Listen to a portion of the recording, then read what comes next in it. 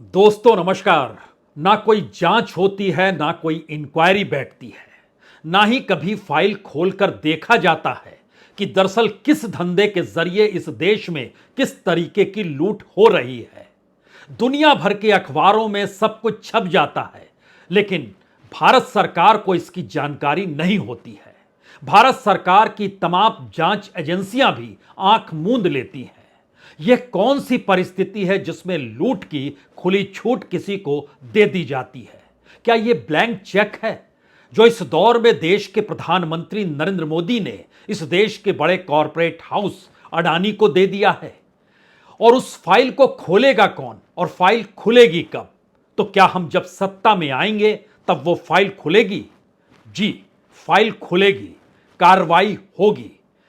और इस परिस्थिति में इस तरीके से देश नहीं चल सकता है जब किसी की फाइल पर कोई नजर सरकार की ना हो और हर कोई मान बैठा हो कि सरकार ने ही ब्लैंक चेक उस शख्स को थमा दिया है। दरअसल यह जिक्र है अडानी के कोयला गेट कांड का, जो कि ब्रिटिश अखबार फाइनेंशियल टाइम्स में हर एक एस्पेक्ट को लेकर छपा है। और हमारे पीछे जो तस्वीर है, राहुल गांधी उसी अखबार के उसी पन्ने को उठाकर आज प्रेस कॉन्फ्रेंस में पहुंचे और वहीं पर एक पत्रकार ने सवाल दाग दिया, क्या कोई कार्रवाई होगी? आप जब सत्ता में आएंगे तो क्या कुछ करेंगे? और उसके बाद राहुल ने संकेत इस बात के खुले तौर पर दिए, फाइल हर खुलेगी, जांच हर किसी की होगी। और यह प्रक्रिया अगर इस देश के भीतर में राहुल गांधी ने जो जिक्र किया कि हमने संसद के भीतर, सार्वजनिक सभाओं के भीतर और प्रेस कॉन्फ्रेंस के भीतर भी जितने मुद्दे इस तरीके से उठाए हैं, कैसे करप्शन हो रहा है और सरकार कोई जांच करती नहीं है, तो क्या यह ना माना जाए कि उसको ब्लैंक चेक थमा दिया गया है? दरअसल कोयला गेट के साथ साथ 12,000 करोड़ के घोटाले का जिक्र जो अखबार की रिपोर्ट में छपा, और उसमें सिलसिलेवार तरीके से इस बात का जिक्र है कि दुनिया के अलग अलग हिस्सों में जो बिचौलिए बैठे हुए हैं उनकी भागीदारी कैसे होती है।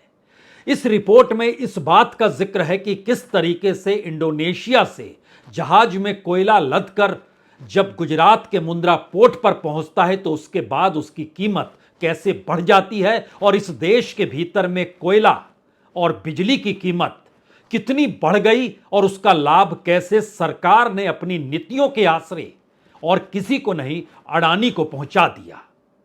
तो फाइनेंशियल टाइम्स की इस रिपोर्ट के आसरे राहुल गांधी ने आज ये जरूरी समझा कि संकेत देना चाहिए कि इस देश के भीतर में बहुत दिनों तक यह स्थिति नहीं चलेगी। और इसीलिए कांग्रेस इलेक्शन कमेटी की बैठक बीच में छोड़कर आज वो प्रेस कॉन्फ्रेंस के लिए सामने आ गए।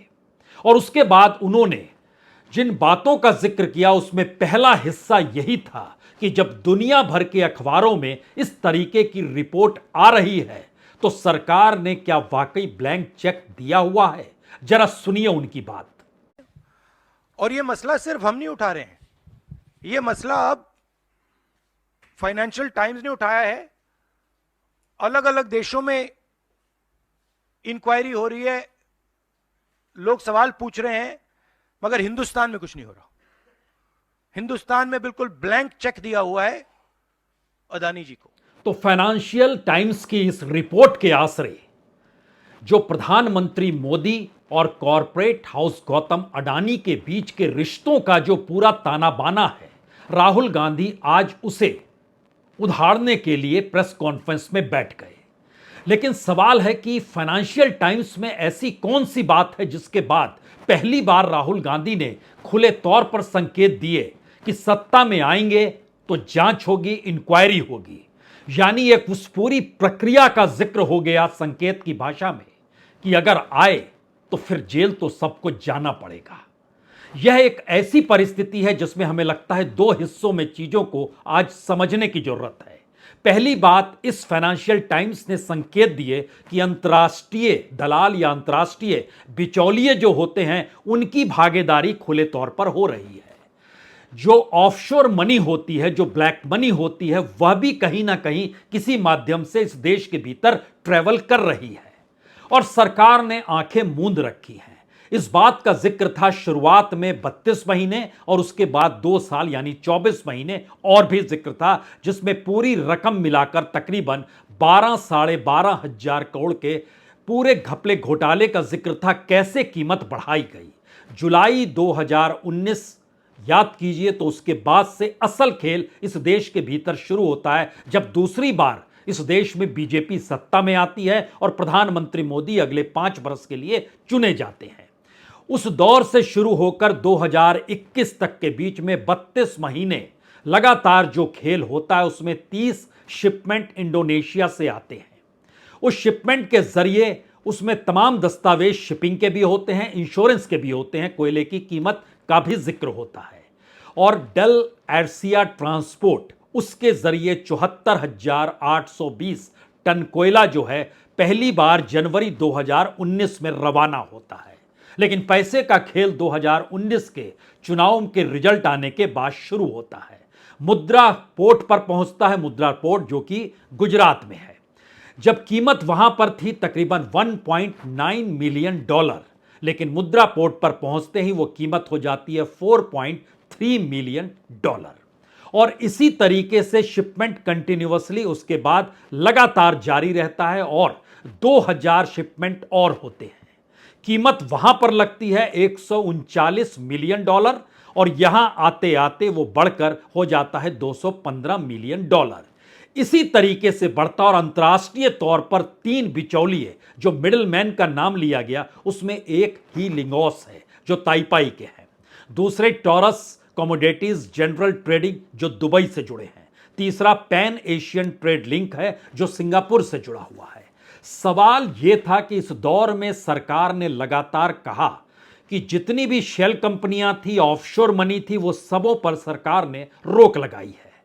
लेकिन इस रिपोर्ट के जरिए जब यह निकल कर आया कि दरअसल जुलाई 2021 के बाद से जो इंपोर्ट के हिसाब से जानकारी दी जा रही थी, उसमें अडानी समूह ने कोयला स्रोत के लिए जो संस्थानों को कुल भुगतान किया वह $4.8 बिलियन का था। और वो कैसे बढ़ता है, किस तरीके से बढ़ता है, ये पूरा कच्चा चिट्ठा। और उसमें एक चीज और जानिए, ये 3 नाम जो हमने लिए उसमें 2 नाम बड़े महत्वपूर्ण हैं जिसका जिक्र इस रिपोर्ट में किया गया है और जिसका जिक्र राहुल गांधी अपनी बातों के जरिए कहना चाह रहे थे कि कोई जांच होती क्यों नहीं है। उसके पीछे था, रिपोर्ट के भीतर था कि दरअसल हाई लिंगोस से जो आयात किया गया वो दरअसल प्रोपराइटर है, ताइवानी बिजनेसमैन है चांग चुंग लिंग। ये अडानी जी के 3 लिस्टेड कंपनी में सबसे बड़े शेयरधारक के तौर पर 2011 में ही जुड़े थे। और दूसरा जो पैन एशिया है, यह सिर्फ अडानी ग्रुप ही इनका एकमात्र ग्राहक भारत के भीतर है, दूसरा कोई नहीं है। यानी जुड़ाव और नजदीकी इतनी ज्यादा है। इसीलिए राहुल गांधी ने आज पहली उंगली इस बात को लेकर रखी कि इसकी जांच होती क्यों नहीं है और इसके पीछे कौन है। क्या इस देश के भीतर हर कोई जान चुका है? जरा सुनिए। प्रधानमंत्री अडानी जी की इंक्वायरी क्यों नहीं करा रहे हैं? एक बार नहीं, अनेक बार सवाल उठे हैं।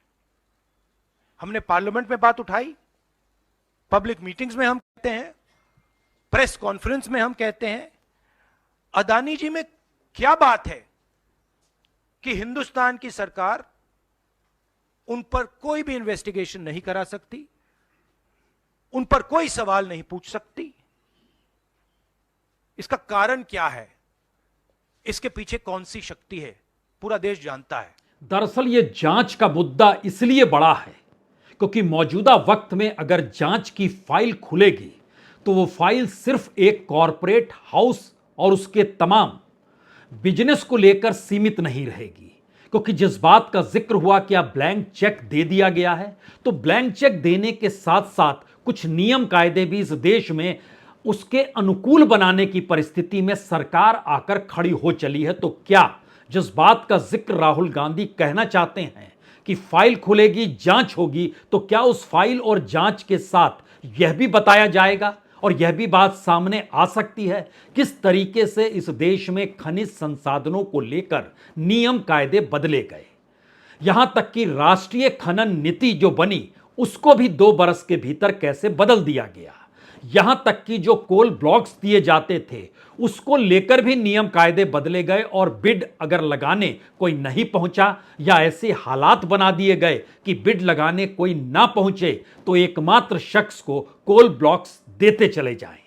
क्या इस देश के भीतर में जिसके पास कोयला खदान है, जिसके पास कोयला को लाने ले जाने का पूरा कॉन्ट्रैक्ट उसी के पास है, चाहे वो पोर्ट पे आए, चाहे वो एयरपोर्ट पे आए, चाहे वो रेलवे के जरिए ट्रेवल कर रहा हो, और उसके बाद अगर उसी के पास पावर प्लांट का भी लाइसेंस है और नियम कायदे उसी के हिसाब से चल रहे हैं, तो ये फाइल कैसे खुलेगी?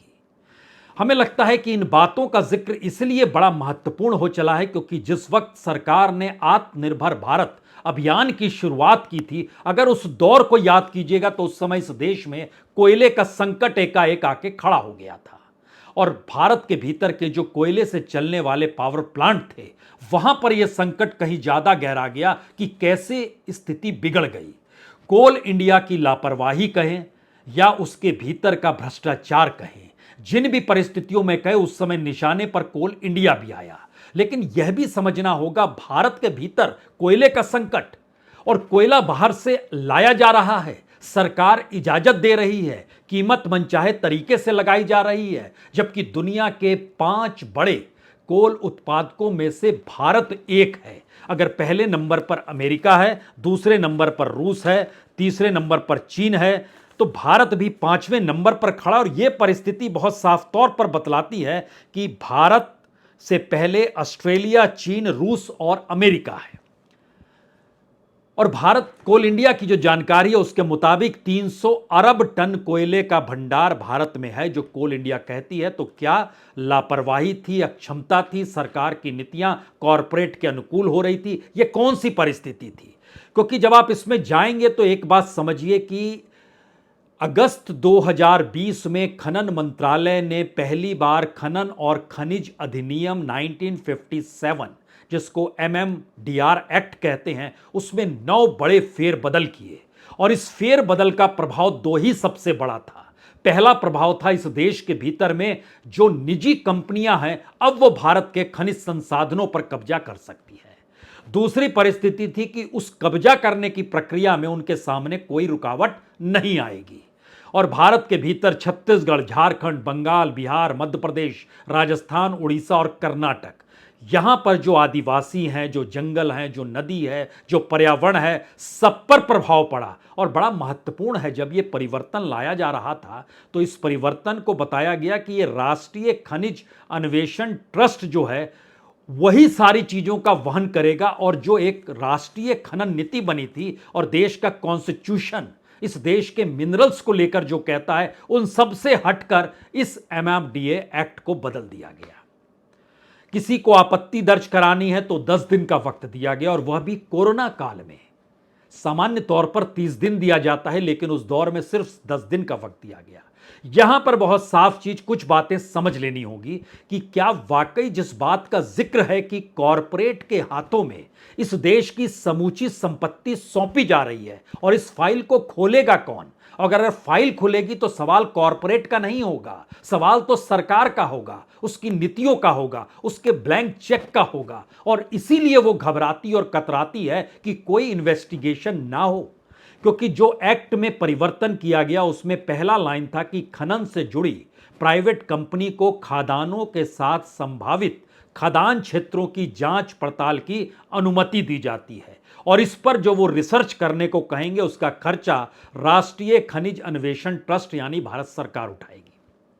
इससे पहले अभी तक किसी खदान में खनन के लिए योजना जो चिन्हित के लिए जो किया जाता था कि यह कोर खनन क्षेत्र है, उसमें या उन जगहों के सटे हुए जगहों पर प्राइवेट पार्टीज को जाने की इजाजत नहीं थी, इजाजत मिल गई। और जिन प्राइवेट कंपनी या प्राइवेट कंपनियों को इसकी इजाजत मिली गई, उनको पूरी तरीके से खनन के लाइसेंस कैसे मिलेंगे, अब इसका भी फैसला वही करने लगे। और कंपनी अगर जो लीज पर जिस जमीन को लेती है उस दायरे में आदिवासी रह रहा है, नदी आ रही है, जंगल है, उससे बेफिक्र होकर वह कहीं भी खनन कर सकता है और इसको कानूनी तौर पर सही माना जाएगा।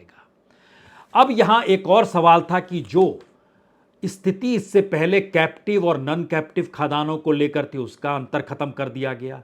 जो खनिज के ब्लॉक थे उसको व्यावसायिक खनन के लिए प्राइवेट कंपनियों के हाथों नीलाम कर दिया गया। होते होते होते होते स्टैंप ड्यूटी तक कम कर दी गई और डिस्ट्रिक्ट मिनरल फंड एक बनाया गया था, जिसके जरिए जनता के हितकारी जो नीति होती थी उसके भी मूल उद्देश्य को खत्म कर दिया गया। तब यह सवाल उठा कि उससे एक बरस पहले 2019 में सुप्रीम कोर्ट के दिशा निर्देश के तहत जो राष्ट्रीय खनिज नीति बनी थी उसको भी इसके जरिए उलट दिया गया, जो नया एक्ट पास हुआ। और एक ऐसी परिस्थिति बन गई कि भारत के भीतर राष्ट्रीय खनिज नीति और संविधान के खिलाफ की परिस्थितियों ने सभी प्राकृतिक संसाधनों पर जो लिखा हुआ है संविधान में हमारी साझा राष्ट्रीय विरासत है, वह भी प्राइवेट विरासत के तौर पर चली गई।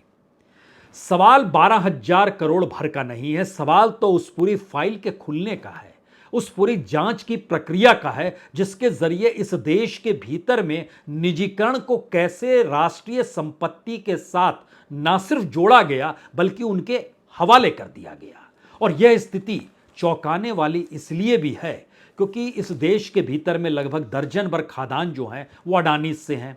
इस देश के भीतर में खदानों की लगभग सारी परिस्थिति प्राइवेट सेक्टर को दी जा चुकी है।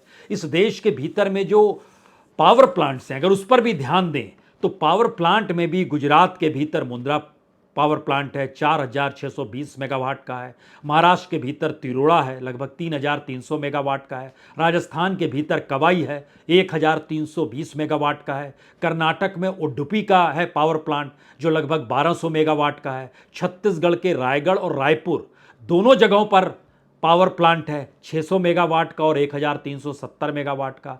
मध्य प्रदेश के भीतर सिंगरौली में 1,200 मेगावाट का। ये सभी कोयले से चलते हैं। और झारखंड में जो पावर प्लांट लगाया गया जिसकी बिजली बांग्लादेश को दी जाती है वह भी कोयले से ही चलता है। तो कोयला कहां से ला रहे हैं, कैसे ला रहे हैं, भारत के भीतर खनन कैसे हो रहा है, उस कोयले के जरिए कोल इंडिया क्या कर रहा है। कोल इंडिया अगर अपने तौर पर सरकार के अनुकूल ही चल रहा है और सरकार कॉरपोरेट के अनुकूल चल रही है तो स्थितियां कितनी नाजुक होंगी। एक वक्त में देश में हल्ला, पार्लियामेंट तक में हल्ला, कोयले और कमी हो गई है तो इजाज़त दे दी जाती है बाहर से लाइए, कीमत जो भी मिले ले आइए। ये सारी परिस्थितियों की फाइल अगर खुलती है तो क्या उस दिशा में जाती है कि इस देश की राष्ट्रीय संपत्ति को भी निजी हाथों में सौंपकर सरकार इसके जरिए अपनी राजनीतिक ताकत को बढ़ाती है, या राजनीतिक ताकत पाने के लिए जो एक बड़ी पूंजी इस दौर में चाहिए होती है, जहां हम लोगों ने चुनाव पर होते खर्च को देखा, विधायक सांसदों की खरीद को देखा, या उन तमाम परिस्थितियों में वो ताकत सर्कुलेट होकर आ जाती है। यानी भारत का लोकतंत्र जिस चुनाव पर टिका हुआ है उस चुनाव के पीछे लगी हुई पूंजी, वह पूंजी से जुड़ा हुआ कॉरपोरेट और कॉरपोरेट को सत्ता के जरिए मिला हुआ ब्लैंक चेक, इस साइकिल को अगर आप पकड़ लेंगे और समझ लेंगे तो फिर बहुत चीजें साफ होंगी। इसलिए फाइनेंशियल टाइम्स की इस रिपोर्ट का मतलब नहीं है। सवाल तो पहली बार यह था कि इस फाइल को खोलेगा कौन, और क्या इस देश के भीतर ऐसी परिस्थिति बन चुकी है जहां पर इन हालातों को सुधारा कैसे जाए। क्योंकि एक सवाल राहुल गांधी से और भी पूछा गया था, जब इस देश के भीतर के जो कॉरपोरेट हाउसेज हैं और जो इस देश के भीतर में तमाम इंफ्रास्ट्रक्चर को संभाले हुए हैं, खुद राहुल गांधी ने कहा देखिए हर क्षेत्र में इस दौर में अडानीज का जुड़ाव है।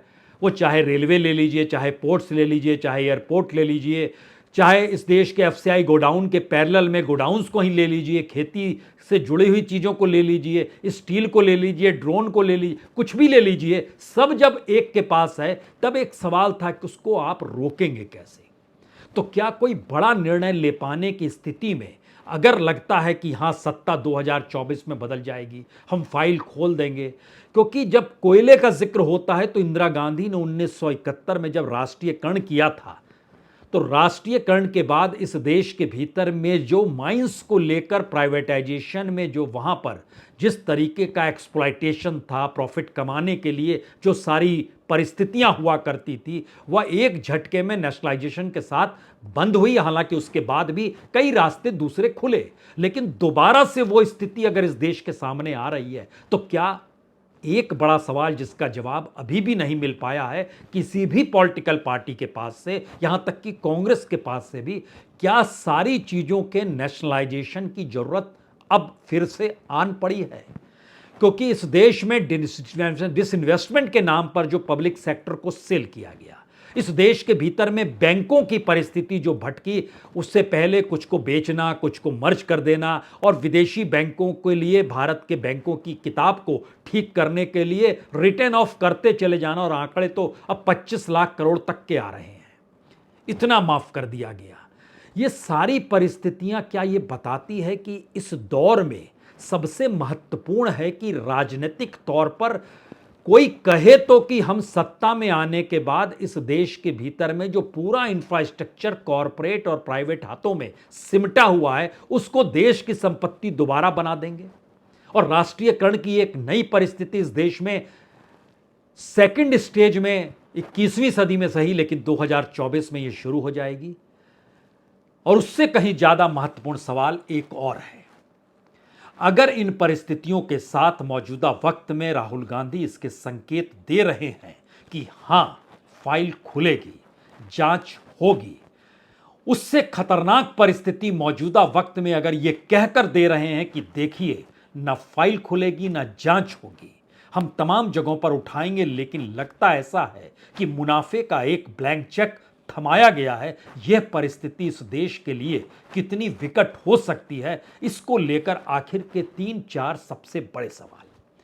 पहला सवाल, इस देश के भीतर में कॉरपोरेट के हाथ में मौजूदा वक्त में इस देश का हर वो इंफ्रास्ट्रक्चर है जिस इंफ्रास्ट्रक्चर के जरिए यह देश चल रहा है, वो सड़क हो, वह रेल हो, वह बिजली हो, वह पानी हो, वह बंदरगाह हो या हवाई अड्डे हो, किसी भी क्षेत्र के महत्वपूर्ण क्षेत्र में सारी चीजें कॉरपोरेट के पास पड़ी है। इस देश की पॉलिसी क्या होनी चाहिए, यह पहला सवाल है। कॉरपोरेट और प्राइवेट हाथ समाए या सरकार जिम्मेदारी ले? दूसरा सवाल, अगर यह बात आती है कि एफिशिएंसी कॉरपोरेट और प्राइवेट सेक्टर की बेहतरीन होती है, सरकार की बहुत कमजोर होती है, तो फिर सरकार जो इस देश की संपत्ति उनके हाथों में कौड़ियों के मोल दे रही है, क्या उसका कोई व्हाइट पेपर आना चाहिए या नहीं आना चाहिए? क्योंकि आप संभाल नहीं सकते हैं तो आप दे रहे हैं, जो उस हिस्से को कौन परखेगा? तीसरी परिस्थिति, जिन जिन कॉरपोरेट्स को इस दौर में कौड़ियों के मोल जो देश की संपत्ति दी गई और जिन्होंने सरकार से क्लीन चिट या ब्लैंक चेक लेकर इस देश के भीतर अपने बिजनेस को, अपने नेटवर्थ को इस तरीके से बढ़ाया कि वो इस देश से कहीं मैच ही नहीं करता है, उनका नेटवर्थ 100%, देश का नेटवर्थ 10%, 90% के अंतर में अगर दोनों चल रहे हैं, तो क्या इसको लेकर इस देश की इकोनॉमिक पॉलिसी को लेकर सरकार को पूरी बात सामने रखनी चाहिए? और चौथी और आखिरी बात जिसका जिक्र राहुल गांधी कर गए, अगर 24 में सत्ता बदलती है तो क्या उसके बाद फाइल खुलेगी, अपराध साबित होगा, जांच प्रक्रिया होगी, तो क्या वो एक बड़ी लंबी प्रक्रिया होगी या वो एक लिमिटेड टाइम में तय होगी? क्योंकि अगर फाइल खुलती है तो मौजूदा सरकार की नीतियां कटघरे में होंगी, मौजूदा वक्त में जो इकोनॉमी का ऑर्डर चल रहा है, जो अपने आप में डिसऑर्डर है, वह परिस्थितियां कटघरे में होंगी। क्या उनको लेकर कोई जांच उस दौर में नए सिरे से शुरू कर दी जाएगी या नहीं की जाएगी?